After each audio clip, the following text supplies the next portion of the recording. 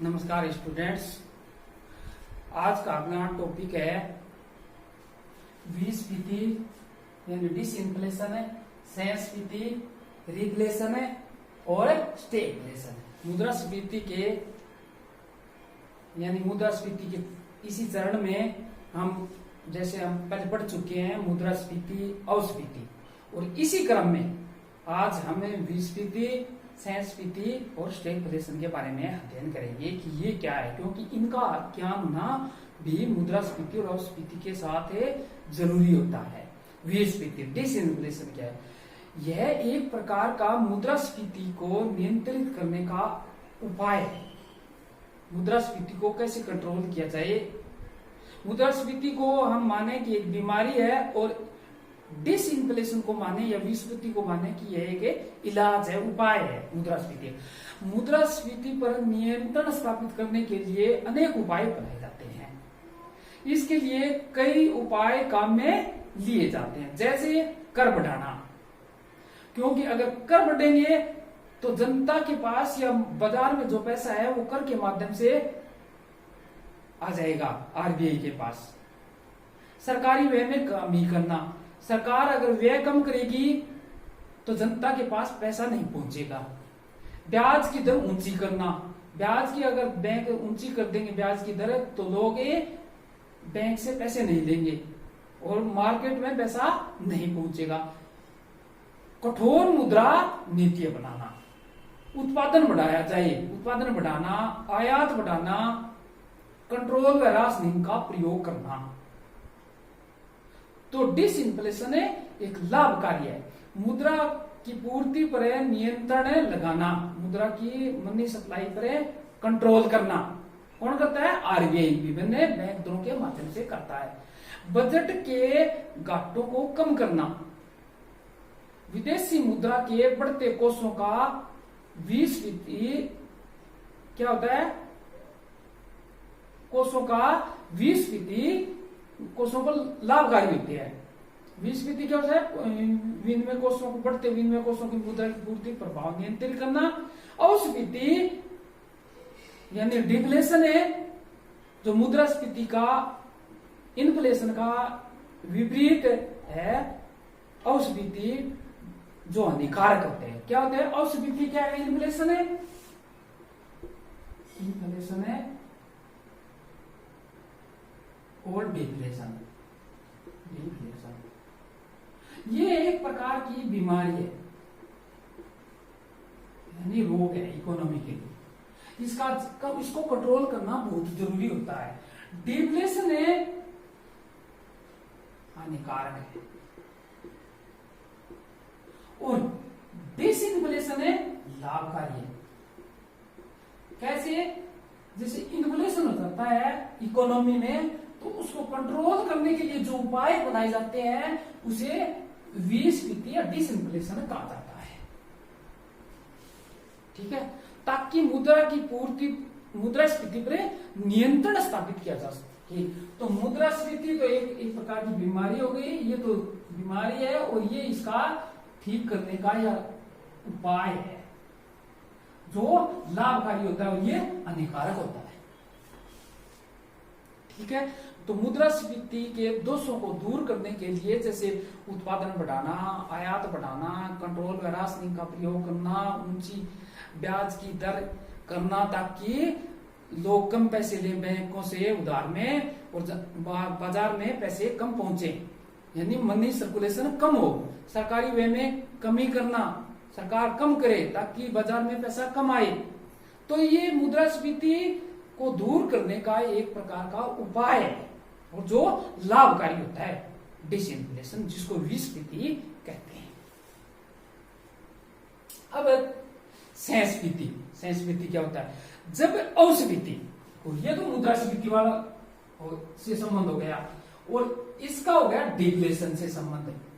संस्फीति जब अस्फीति यानी डिफ्लेशन व आर्थिक मंदी को दूर करने के उपाय काम में लिए जाते हैं तब उनको संस्फीति के उपाय कहकर पुकारते हैं। अगर समझ में, जब डिफ्लेशन आ जाता है इकोनॉमी में और उसको दूर करने के लिए आर्थिक मंदी को दूर करने के लिए जो उपाय काम में लिए जाते हैं उसे रिफ्लेशन है या सहस्फीति कहा जाता है। ये तो क्या हुआ, इन्फ्लेशन से संबंध हो गया, इसका उपाय है, लाभकारी है। और डिफ्लेशन से संबंधित सहस्फीति हो गया जो लाभकारी है। अतः सहस्फीति और स्फीति की समस्या का समाधान प्रस्तुत करती है।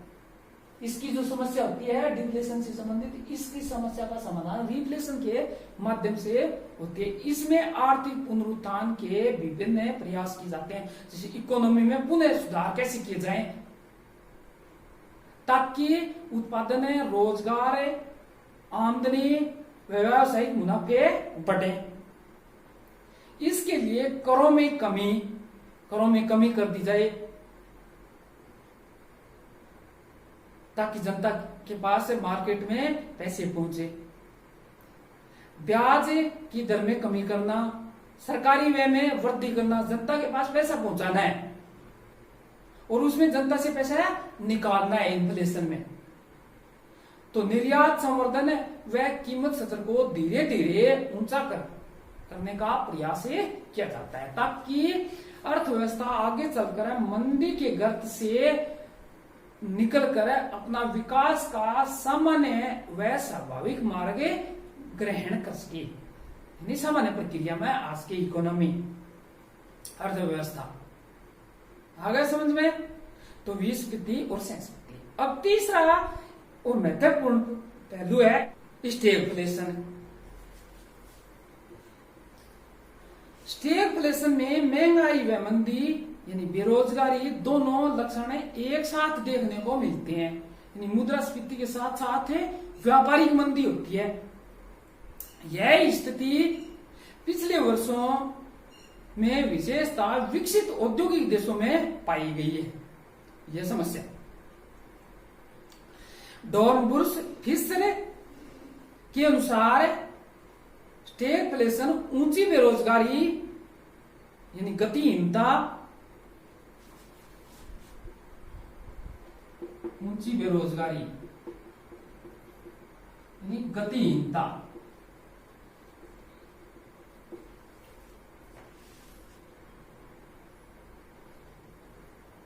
यानी महंगाई और मंदी,